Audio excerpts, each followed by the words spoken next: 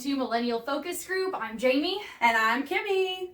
And today we're going to share with each other some of the weirdest, craziest items that actually exist in the official Dungeons & Dragons manuals. Whether it's the AD&D manual from way back in the day or the current 5e Dungeon Master's Guide or the Xanthar's Guide to Everything. We've scoured the, what is this? We scoured the D&D universe looking for the craziest, stupidest, weirdest items that we could have thought of. And I think we took this a little differently. Yeah, we took the prompt differently because I just looked for items that I was like, why are these in the manual at all? They're so random and strange that you would think they were from like a homebrew campaign, but they're from the actual Dungeon Master's Guide. And then what I did is, the ones that if your character was a dick, you would totally use these items. Totally. Like, I'm going to make a character that comes across these items to use. They're fabulous. Okay, well, I hope I'm not playing in that campaign. Just kidding. Okay, so do you want to go first? Yeah, I do want to go first. So one of them that I loved was the Wand of Misplaced Objects. Okay, so get this. It's a wand, so you have to have a wand. But no way. I know, right? It's beautiful. It's a wand. And when you cast, the only thing it does when you cast its magic is these golden orbs come out, and there's so many of them, and they go around the person that you've casted it upon, and they like swish around like really, really fast all around the body. And then when it's done, the orbs disappear, and all the objects that were on the person are now in a different place. So like, just on their person, yes, but in a different place? Yeah, like shoes on the hands, their shirt might be upside down, their pants are around their ankles, all their objects in their pockets are now like hanging off of them in places. It just literally, like, the orbs pick stuff up and just move it. And that's all it does. Okay. I feel like that doesn't like really do anything but inconvenience the person that it's cast on? That's why I started with it. It's the lower level of the ones that I chose. Okay. Well, then I'm just going to start with one that's kind of not super weird, but it just felt like culturally out of place, I guess. And this item is called the Manual of Gainful Exercise. And all I could think was like, all right, I'm gonna get these gains. Yeah. Yeah. Okay. Is this like a workout guide? This is the only one where I wanted to read the actual like official description. It says wondrous item, very rare. Ooh. This book describes fitness exercises, and its words are charged with magic. If you spend 48 hours over a period of 6 days or fewer studying the book's contents and practicing its guidelines, your strength score increases by 2, as does your maximum for that score. The manual then loses its magic, but regains it in a century. So it's like actually a good item, but it just sounds so dumb. That sounds like Kylo Ren's like journal to be swole. Oh my god. I feel like the AD&D description was way more convoluted than this. This actually makes it sound great. Yeah. When I read it in the AD&D manual, because I was trying to look for like really old weird items, I was just like, what? It just helps your character exercise? Like, I didn't even like, I just skimmed through it. I didn't understand. Oh, I love it. But I just love that like my character's gonna get these gains and is gonna gain like +2 strength automatically. I was like, the Manual of Gainful Exercise. What a weird title. I love it. That is like something that I would do rather than gym membership. Like, I just read. Let me just read this book for 6 days and I'm gonna be swole all of a sudden. Yeah, dude, yes. Now, what if your character was illiterate? Oh, is it in any language? Like, common, it doesn't say. It doesn't say? Oh my god, what if your character, though, was illiterate and they find this book and they're like, darn. Yes. Yeah, I guess if you have a super strong, like, barbarian character who's illiterate, if they found this book, it would be useless to them. Dude, I love it. Well, okay. So I'm not like one-upping, because like I said, I have a different thing. But the one I want to do... You may be one-upping, but... I don't know. I want to do the Ring of Contrariness. I can never say the word. The Ring of Contrariness? Yes, that's exactly what it is. And I love this item because, like, if you wanted to be that dick person in the group, or didn't, or if somebody's like the goody two-shoe and agrees... Oh, we all have one of those. Yeah, no. Yeah, you should start having. I'm getting over a cold, everybody, but so I got a little bit of a cough. But don't worry, I'm on steroids. It's fine. Oh, did you read the manual? I read the manual. I'll be swole, bitches. So, the point of this ring I love though is I guess I imagined the goody two shoes of the group and somebody going, I need to take this guy out. Like this is the brown noser, agrees with everybody. The ring literally forces the person to do the opposite. Whoever wears the ring disagrees with absolutely everything anyone else says. Oh, so it's just the physical embodiment of that one player that everybody has in their group. Yes, so if you don't have one and you wanted to be a dick to your group, you give it to somebody else in the group, especially the brown noser. I think they would be so upset. Completely changes their character. And you can't, there's a certain way to take it off. I'd have to go into detail, but it's not one of those you can just slip on, slip off kind of things. Oh my god! I know. I went from here, down low with that wand, and I just jumped. Yeah, no, but it's interesting because D&D is a role-playing game, so it kind of forces you to, I don't know, act different. I don't know. It's I loved it. Yeah, so these just kind of sound cool, not weird. They're no, never mind. The wand was just random. Yeah, the wand was kind of random. Okay, I have one for you. Mm-hmm. A portable hole. A portal. Are we talking Roadrunner where he picks up the black hole and just? Are you serious? Literally, that's what it is. Yes. Literally, it is a hole that you can port to somewhere else. You can pick it up and move it, and people can fall in it. Oh my god! Acme Roadrunner cartoon, exactly. I'm getting the Acme magazine out, everybody, and I'm oh, it's only $9.99. Yeah. For 3 easy payments of $9.99, you too can have the portable hole. If you have any pesky coyotes that won't leave you alone. Guys, seriously, I want to make a Roadrunner character, a speed character, and then I guess a coyote. I would make a coyote character. One that's always trying to capture another person and that's in their satchel. Yeah, and that's in their bag of holding. So what's the next item that you have on your list? Okay, so the next item that I have, I want to make sure that I'm saying this right. Again, I chose items with really hard to pronounce words for me. So this next item is Ring of Bureaucratic Wizardry. Hey, you said that perfectly. First try. I just had to read it out word letter for letter. So I'm so proud of you. I know it's another ring. I did not go straight. I have another one up my sleeve. That's not a ring. But this one I loved because how I figured this one out is I actually asked one of my friends, a few of my Dungeon and Dragon friends that I play with in a different group, and I said, guys, what are the strangest, weirdest items that you've come across in D&D? And they've said a few and gave me some stories, which was great. But then but the stuff wasn't really that weird. It was just and kind of almost sounded homebrewy. Right. Kind of stuff. Or overpowered items. Yeah, or opiate items, things that did this or whatever. But then one person said the Ring of Bureaucratic Wizardry, and I'm ooh, that sounds fancy. What is that? He goes, actually, it's a cursed ring.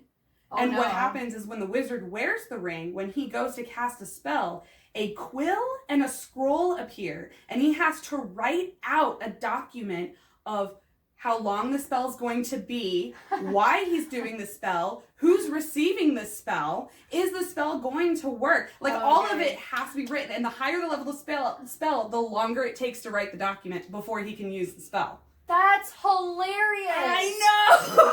And God! Now I get it why it's called a bureaucratic wizardry, because everything official takes so much freaking paperwork and so much time. It's filibuster on your finger. Yes! Filibuster on your finger. I like that. Hell yeah. And I was no way, how's this happen? He goes, oh yeah, and it doesn't come off. Ever? You can't get the ring off. I mean, you can cut your finger off. What? Oh my god, that's so And I asked him when he was telling me about this, and I was does it do anything great? Are you sure? You're for sure your spell's then gonna work because you wrote this? And he goes, no, you can miss. That's so awful. Oh my god. You might as well roll a new character at that point. After you role play it out for a while, because it's fucking hilarious. Dude, it's the best. Okay, well then let me look at what I've got up my sleeve here.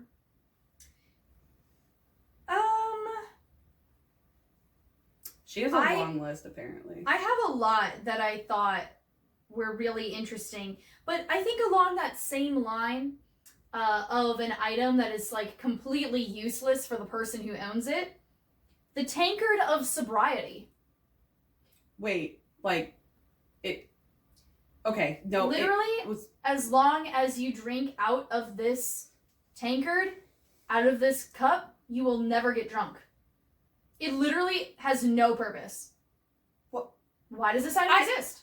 I think it's because you know how dwarves all have to fit in, and they're the biggest drinkers. And I think what if one of them didn't want to be drunk one night because he was on watch or something, but didn't want to seem like he wasn't partying with the rest of them or anything like that? That would be like the only reason, and it's not a good reason. It's not. Well, you were saying that the only other reason I could think of is if you had that character in your group who was always like, I get a drink at the bar, and they're like always trying to get drunk to be rowdy, and you just like do a stealth check or a sleight of hand check and you switch it out with the tankard of sobriety, and then they think they're getting drunk because it's like the placebo effect, but really they're not getting drunk and they're getting frustrated, so they drink more and more and more, and then they just have to pee a lot. And I don't know. It's like a prank you play on your boozy friend. Yeah. Or like when you've got that really strict paladin friend, but he wants to play a prank on the others in the group, and so he just keeps drinking. Okay. And they're like, "What? You're not supposed to be drinking. Get drunk. You're paladin of the order or something." Like, you're that really strict one, and you're like, wow, that was a really creepy sound combo. That was the best sound combo that I came up with. There's some good quality audio for those of you listening on Podbean or iTunes. Oh, God. All right. So that I thought was a completely useless item. I love that item. Now, you said you had one more up your sleeve. I do. Okay. So, okay. These are all really good. Okay. The one I want to talk about is called Bountiful Spade. Bountiful spade? Like a spade that you dig with? Spades. That's a little inside joke. Oh, yeah. Yes, it is. It is. So I want to read it to you so that you know exactly what it does, because it's very important. Okay. This is very important. Okay, I'll take it seriously. Characters who use this enchanted farm implement to turn over the earth prior to planting a field receive a +3 bonus on their agriculture proficiency check for that year. What if you just said to stop your quest to farm for a couple of years? You'll get a +3 on your agriculture check for the whole year. For the whole year. Like, that's legit. Wow. So, like, when you're planting it and, like, I don't know, sowing your crops, like, okay, what? Okay. That's also so useless. Okay. That's in a real manual? That is a real manual. I'm not sure if it was 3.5 or 5, but I know it's one of them. That is a legit item, and I have another legit item to go with it that we can talk about if you want. Yeah? Yeah. Well, now I'm held in suspense. Okay, well, since what is it? The bountiful hoe? The bountiful... You're close. Really? No. Well, kind of. Give me a second. It's in this list. What's another farming apparatus? It is a farming instrument. It's a farming instrument. So it's a druid's yoke, and what that is, it's literally just a yoke that when you put on, you transform into the like into an ox or into an ox. Horse? Yes. No, into an ox. That's all it does. It's the druid's yoke, and if you put it on, you transform into an ox. You don't have to be a druid. That's awesome. That seems like a punishment. Not like something you'd want to do. You don't have to pay for an ox. You're a farmer. You don't have to pay for an ox now. Like, legit. Okay, so you're saying it's frugal. This is a good economical decision. Can you? Okay. Here's for everybody at home. I need you to comment. Is an ox a mount? Anything can be a mount if you try. Moving on. Okay, another honorable mention. Bag of beans. Bag of beans. A bag of beans. And this is literally like Jack and the Beanstalk. Bag of beans. You don't know what will happen, but there is a chance it can grow a beanstalk. Oh, I think I might have actually used the bag of beans before.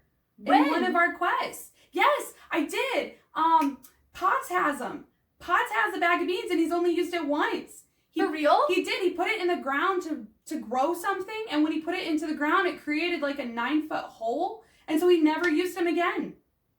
Oh. Yeah, because he's like, I don't know what these do. He found them in a chest that I threw in one of your guys' like, I don't know, dungeon or something you guys went into. Yeah, he has a bag of beans. I remember this. Dang it, Potts. I want to know what they do. What do they all do? Okay, there's the apparatus of Qualish, which has existed since AD&D, which is literally just like a metal lobster that you can get inside and ride around in. Thought that was random. A metal lobster? Basically, it looks like some sort of crustacean or arachnid or something. Rock lobster. Well, metal lobster if we're being picky. I'm still singing the song. It's a mount. We're gonna move on. As opposed to the bag of holding, which just holds a bunch of crap, there's also the bag of devouring. Oh. That will devour and completely eliminate things. Anything you put inside. So like my receipts? That'd be perfect, right? You don't have to shred them. Shopping receipts, perfect. Or like a small child. I'm gonna move on. Wow, okay. That got real dark. That Did not mean to go there. It got... There is a boat folding. Wait. Boat, comma, folding. A folding boat. But it's written boat folding. As if there were any other type of boat. All boats fold in half. Don't you know that? They do it so it's easier to carry and more portable. Oh my god. That's why you don't see boats that don't fold, typically. Oh my god. Your face is so serious right now. I can't. Here's the bowl of watery death, which you can place out in front of somebody and, like, I guess if you get their face in it, they can't get out and they drown.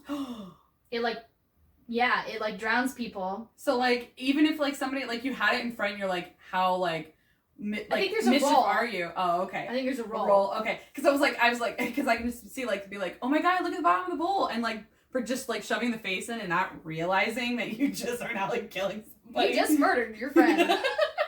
There are boots of dancing, which do exactly what they sound like. They force somebody to dance. That's like the slippers. Yep. Yeah. Ooh, no. Yep. That's not fun. There's the dust of sneezing and choking, which, if inhaled, will cause somebody to sneeze and choke uncontrollably for a specified amount of time. I do that anyway. Yeah, you're constantly snorting that dust of sneezing and choking. There is Baba Yaga's hut, which is literally the hut of the ancient sorceress Baba Yaga. That is kind of like Howl's Moving Castle, but smaller. That's cool. Okay. Yeah. This is exactly as it's written in the manual. The Sword of Detect Elevator. What? The Sword of Detect Elevator. Like, literally, like, you use a sword and you're like, where's the elevator? I guess. Holy shit. Y'all need that in my office. There is the Bead of Nourishment, which is like necklaces, and it's like a necklace of beads, and you take the bead off and you eat the bead and it nourishes you. That's legit, though. That's yeah, that's what candy necklace. That's like what it is. Only it's made out of veggies. But like liquidy, I don't know. It was a weird description in the book. There's Heward's Handy Spice Pouch. Ooh. It's in Xanthar's Guide. That one sounds like it's sold on As Seen on TV. Basically, yeah. Hey everybody, it's Heward here, and this is Heward's Handy Spice Pouch. I like that one. All the normal spices you'd expect: salt, pepper, paprika, garlic powder, onion powder, basil, oregano. I don't know why I said oregano so weird. Oregano? It literally just makes your food taste better. It has no function in the game of D&D other than making your food taste better. And there's a talking doll. And I just thought that the fact that that was just an item that actually existed instead of like being a DM's decision to have something possessed. No, it's just a doll that talks. It's creepy. So yeah, moral of the story is there are weird items in Dungeons and Dragons, and your DM can get creative and throw their own weird items into the game, but D&D has just always been kind of weird and unexpected. Right? Totally. All right, millennials, I hope you enjoyed us ranting about weird and crazy items in Dungeons and Dragons. Please like and share our video if you want to see more of our content. You can also like us on Facebook. You can search Millennial Focus Group. We have a TikTok now. You can search MFG Podcast. Our episodes air on YouTube, but they also air audibly on Podbean and iTunes. Search Millennial Focus Group. We also have a Twitter. Correct me if I'm wrong. You search MFG Podcast. No, that's totally right. Yeah, MFG Podcast on Twitter. Instagram, MFG Podcast. Dude, check out the Instagram. It's got a lot of fun stuff. It's got a lot of old stuff too on it, which is kind of like blast down memory lane. But that was a weird mix of idioms. Blast down memory lane. That's how I function. It's gonna be like a roller coaster. You're gonna blast down that lane. So many memories coming at you in your face. Good times, just good times. And we have a TikTok now, and you can search MFG Podcast on TikTok. Heck yeah, we're gonna have a lot of content coming up, guys.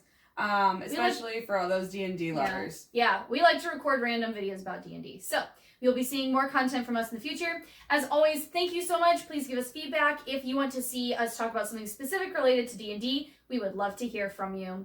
Bye, Millennials. Bye.